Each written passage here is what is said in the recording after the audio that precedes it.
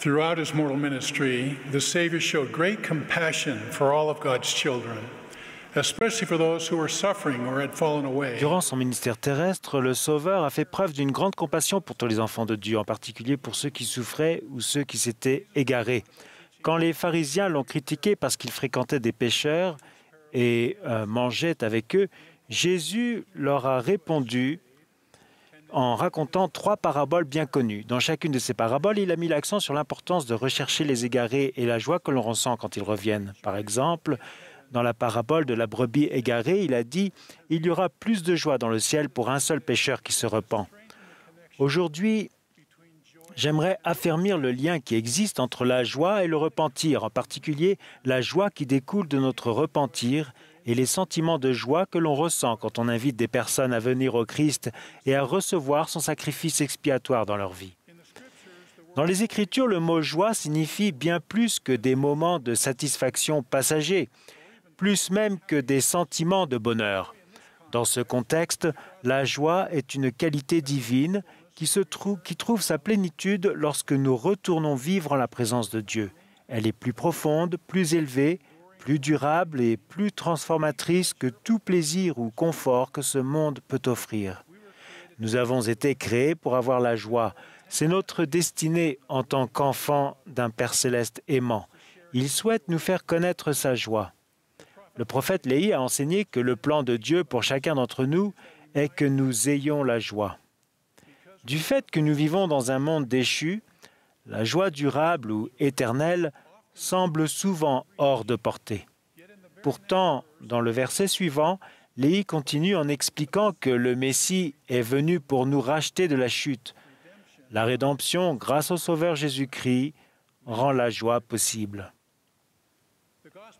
Le message de l'Évangile est un message d'espoir, d'une bonne nouvelle, d'une grande joie, et le moyen par lequel tous peuvent ressentir la paix et la joie dans cette vie et recevoir une plénitude de joie dans la vie à venir. La joie dont nous parlons est un don pour les fidèles, mais elle a un prix. La joie n'est pas bon marché ni donnée au hasard. On en bénéficie par le sang précieux de Jésus-Christ. Si nous comprenions vraiment la valeur de la joie véritable et divine, nous n'hésiterions pas à sacrifier n'importe quel bien de ce monde ou à faire tous les changements de vie nécessaires pour l'obtenir. Un roi puissant mais humble du livre de Mormon l'avait compris. Il a dit « Que ferais-je afin de naître de Dieu, ce mauvais esprit ayant été déraciné de mon sein, et de recevoir son esprit afin d'être rempli de joie. Voici, dit-il, je renoncerai à tout ce que je possède, oui, j'abandonnerai mon royaume pour recevoir cette grande joie. » En réponse à la question du roi Aaron, le missionnaire lui a dit « Si tu désires cela, prosterne-toi devant Dieu et repens-toi de tous tes péchés. » Le repentir est le chemin vers la joie, parce que c'est le chemin qui mène au Sauveur Jésus-Christ.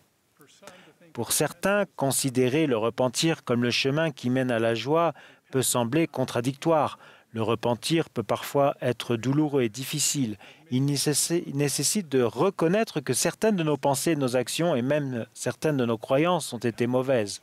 Le repentir exige également un changement qui peut parfois être inconfortable. Mais la joie et le confort ne sont pas la même chose.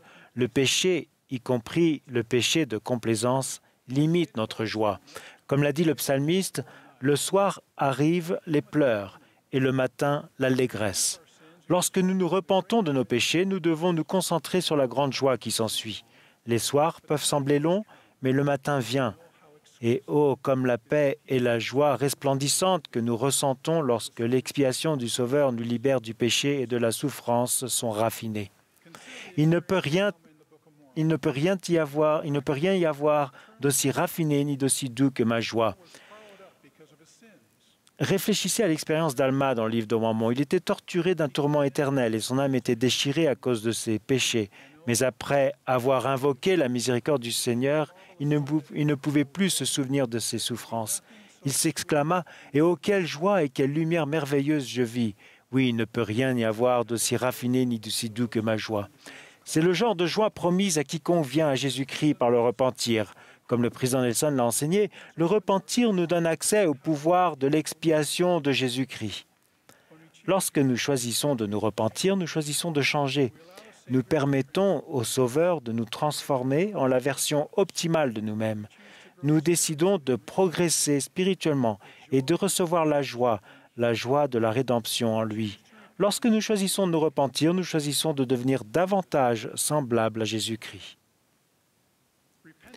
Le repentir apporte de la joie parce qu'il prépare notre cœur à recevoir l'influence du Saint-Esprit.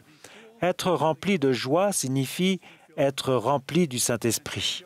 Notre joie augmente au fur et à mesure que nous nous efforçons d'apporter l'Esprit dans notre vie.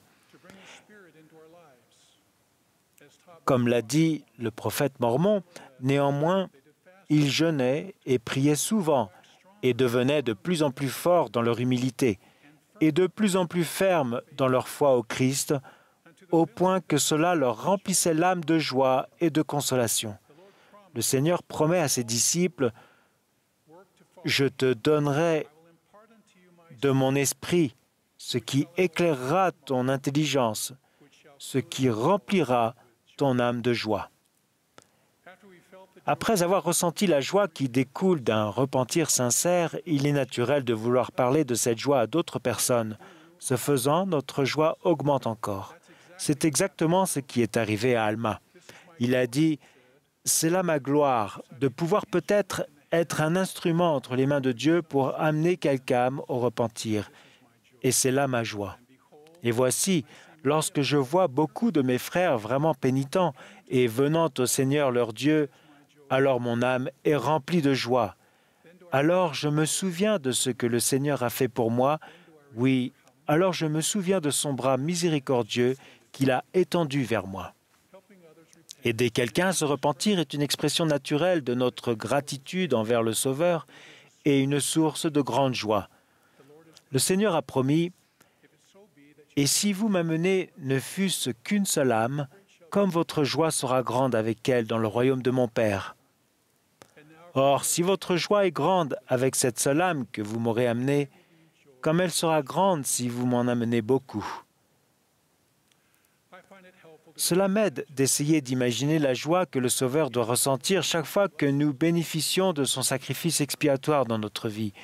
Comme l'a dit Frère Nelson, qui citait l'apôtre Paul dans son épître aux Hébreux, « Rejetons tout péché qui nous enveloppe si facilement, ayant les regards sur Jésus, l'auteur et le consommateur de notre foi, qui, en vue de la joie qui lui était réservée, a souffert la croix et s'est assis à la droite du trône de Dieu. » Nous parlons souvent de la douleur et de la souffrance de Jésus à Gethsémane et au Calvaire, mais nous évoquons rarement la grande joie que le Sauveur a dû anticiper en offrant sa vie pour nous.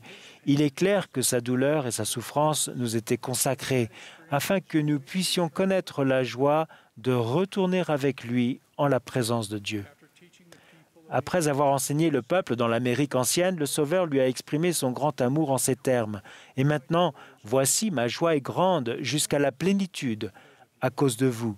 Oui, et même le Père se réjouit, et aussi tous les saints anges.